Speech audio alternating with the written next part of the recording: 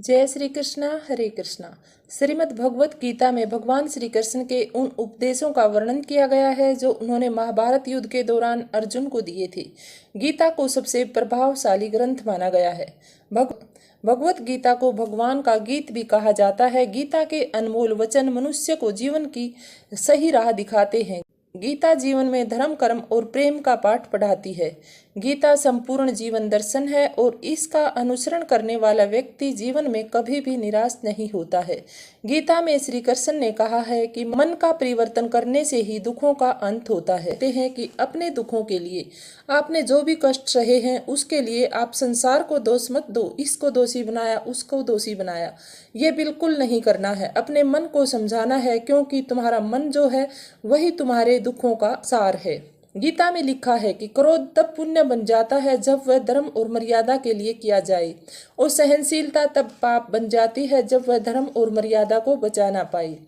गीता में लिखा गया है कि केवल डरपोक और कमजोर लोग ही चीजों को भाग्य पर छोड़ते हैं, लेकिन जो मजबूत लोग होते हैं और खुद पर भरोसा करते हैं वे कभी भी नियति या भाग्य पर निर्भर नहीं रहते, बल्कि खुद करके दिखाते हैं।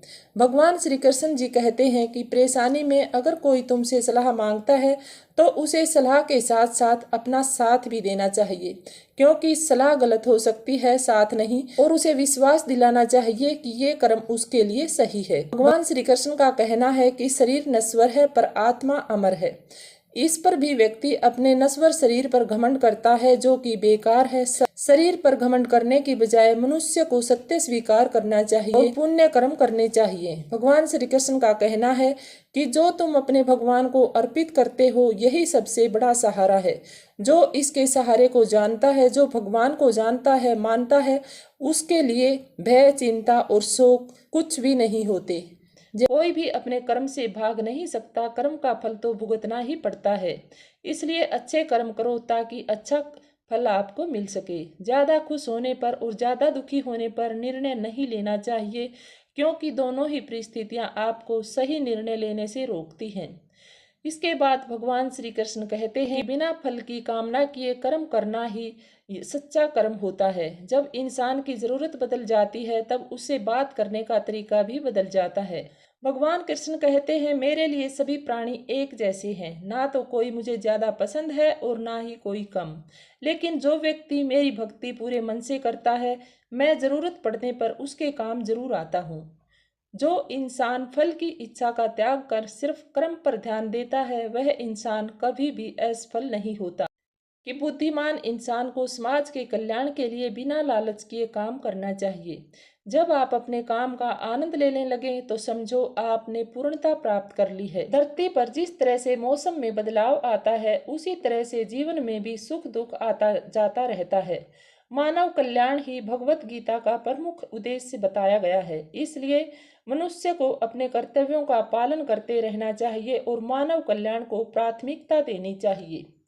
भगवान श्री कृष्ण का कहना है कि जो व्यवहार आप दूसरों से अपने लिए पसंद करते हो ऐसा ही व्यवहार दूसरों के लिए करो। जो होने वाला है वो होकर ही रहता है और जो नहीं होने वाला है वह कभी नहीं होता। जो ऐसा मानते हैं उन्हें चिंता कभी नहीं सताती। जिस इंसान के पास सब्र की ताकत है उसकी ताकत का कोई भी मुकाबला नहीं कर सकता। भगवान कृष्ण कहते हैं कि न तो ये शरीर तुम्हारा है और न ही तुम इस शरीर के मालिक हो। ये शरीर 5 तत्वों से बना है, आग, जल, वायु, पृथ्वी और आकाश। एक दिन यह शरीर इन्हीं 5 तत्वों में मिल जाएगा। सिर्फ तुम्हारा कर्म है, इसलिए अच्छे कर्म करने पर ध्यान दो और अपने जीवन में सुख शांति पाओ। भगवान श्री कृष्ण का कहना है, जो दान कर्तव्य समझकर बिना किसी शक के किसी जरूरतमंद इंसान को दिया जाता है वही सच्चा दान होता है। जो चीजें तुम्हारे दायरे से बाहर हैं उसमें समय व्यर्थ ना गुआओ। जिस तरह प्रकाश की ज्योति अंधेरे में चमकती है, ठीक उसी तरह से सच भी चमकता है। इसलिए हमेशा सच की राह पर चलो। अच्छे कर्म करने के बाद भी कुछ लोग सिर्फ आपकी बुराइयां ही देखते हैं और याद रखते हैं। इसलिए लोग क्या कहते हैं इस पर ध्यान ना दो। मैं कर सकता हूँ ऐसा सोचना आत्मविश्वास की निशानी है। सिर्फ मैं ही कर सकता हूँ ये सोचना घमंड है। इसलिए आत्मविश्वास को अपनाएं और घमंड को छोड़ें। विश्वास रखो जो आपके साथ हुआ है वह अच्छे के लिए। जो बहुत या कम खाता है, जो ज्यादा या कम सोता है, वह कभी भी योगी या महान नहीं बन सकता। इसलिए जितना जरूरी हो उतना ही खाएं और जितना जरूरी हो उतना ही सोएं। सिर्फ कर्म करते रहें, फल की इच्छा बिल्कुल ना करें। जिस तरह आग सोने को परखती है, उसी तरह मुसीबत एक बहादुर इंसान को परखती है। कर्म वो फसल है जिसे हर इंसान को हर हाल में काटना ही पड़ता है, इसलिए हमेशा अच्छे बीज ही बोना चाहिए। जय श्री कृष्णा। हरे कृष्णा।